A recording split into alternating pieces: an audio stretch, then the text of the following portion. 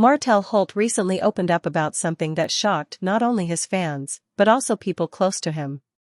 The crash that nearly ended his life, it wasn't just a random accident. According to Martell, it was intentional. Someone, he says, wanted him hurt, maybe even gone for good. This isn't just about a car wreck. It's about betrayal, secrets, and a warning that shook him to the core. It all started on what seemed like an ordinary afternoon. Martell was heading home after a meeting, taking a familiar back road he often drove. The weather was fine, clear skies, dry road, no signs of danger. But minutes later, everything changed. Witnesses said they heard a loud crash around 3 p.m. When neighbors came outside, they saw Martell's SUV flipped on its side in a ditch. The car was mangled. The front end was crushed, the windshield shattered, and debris was scattered everywhere. Some people who saw the scene said it looked like the vehicle had suddenly jerked off the road, almost as if it was forced or something inside gave out all at once. Paramedics arrived quickly. Thankfully, Martell was alive. Bruised, bleeding, and trapped for a few minutes, but alive. He had cuts on his face and arms from the glass, and his leg was stuck under the crushed dashboard. Photos from the crash showed how bad it was: airbags deployed, blood on the seats, a cracked dashboard.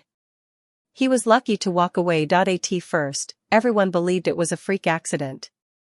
The reports said it was a single car crash. Maybe a brake failure or something went wrong under the hood. Martell even posted a short message thanking fans for their prayers and saying he was grateful to be alive.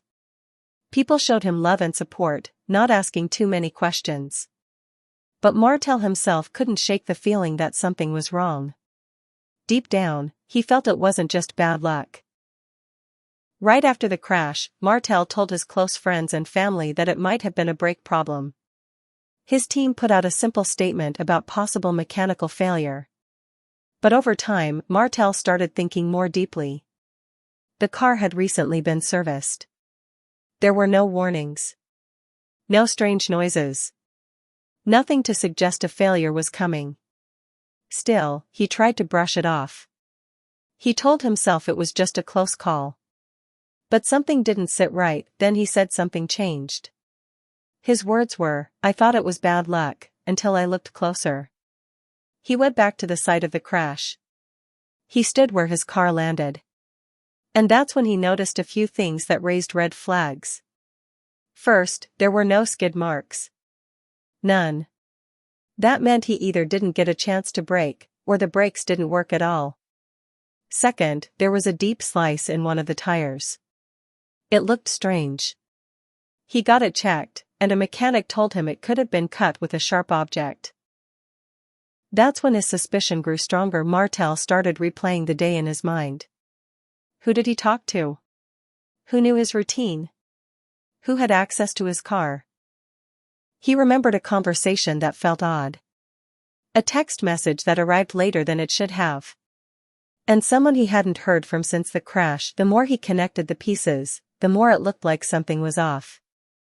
The crash might not have been an accident at all. That's when Martell took the SUV to a private mechanic. Someone he trusted, someone who wouldn't go public. The inspection revealed something disturbing.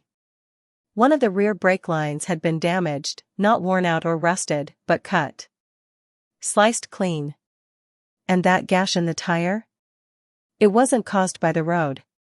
It looked like someone weakened it on purpose so it would fail under pressure. Even more alarming was what the car's internal system showed.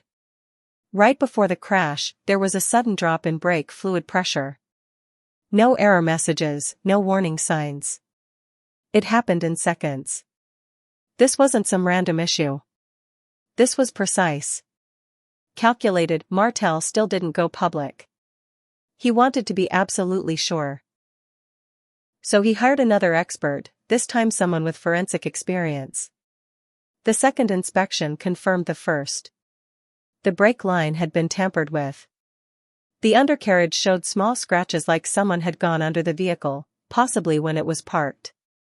That's when it became real for Martell. Someone had tried to hurt him. Maybe kill him. He asked himself, was this a warning? Or were they really trying to silence me? Martell thought about everything going on in his life at the time. He was dealing with business deals, reality TV drama, legal trouble, and tension with people from his past. He realized this might not be just personal, it could be business-related. Or even both. He didn't immediately blame anyone, but he had his suspicions.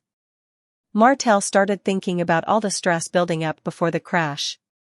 He had been through intense custody battles, arguments with former friends, and tension with business partners.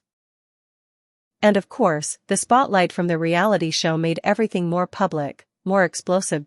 In a recent talk, Martell gave hints about who he thought might be behind it. He didn't say a name, but he said it was someone close. Someone he once trusted. Someone who had every reason to want him gone. He said, "They tried to come for my pockets. They tried to take my kids. And when that didn't work, maybe they thought taking me out was the only option left." Some people believe he's referring to Melody Sherry, his ex, and their legal mess. Others think it could be a former business associate.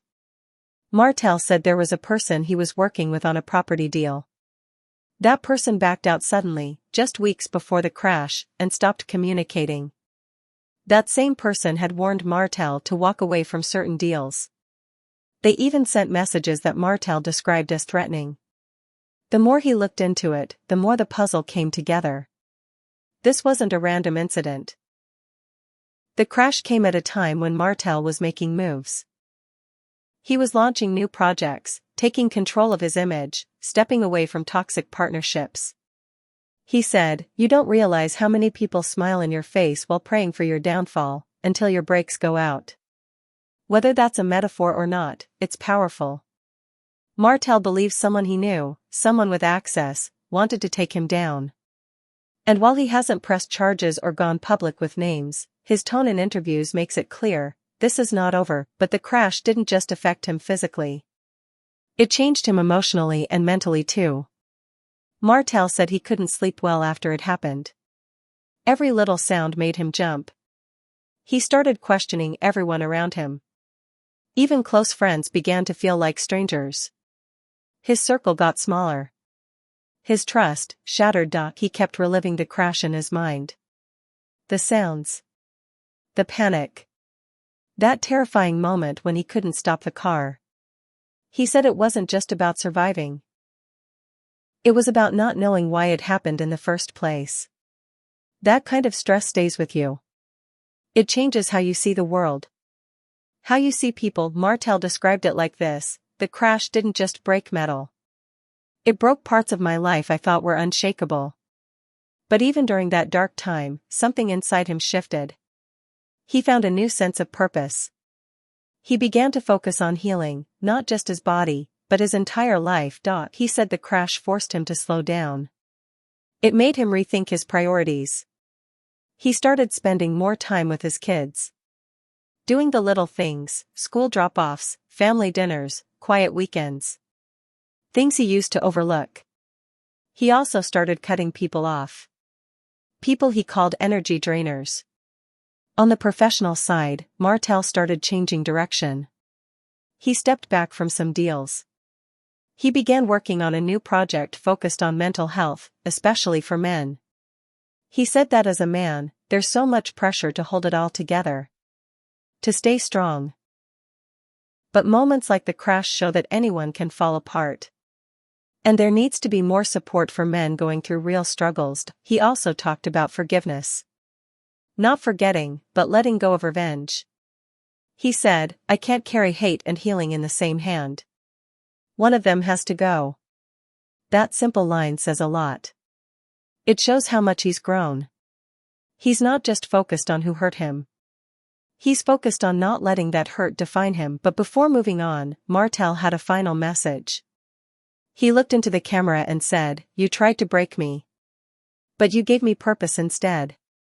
You thought I'd stay quiet. You thought fear would stop me. But you made me stronger. And now I see everything clearly." That message wasn't just for the person behind the crash. It was for anyone dealing with betrayal, fear, and loss. It was a message of survival, of strength, and of clarity. Now the big question is, who was behind it? Was it personal? Was it business? Was it someone trying to scare him? Or someone trying to end him?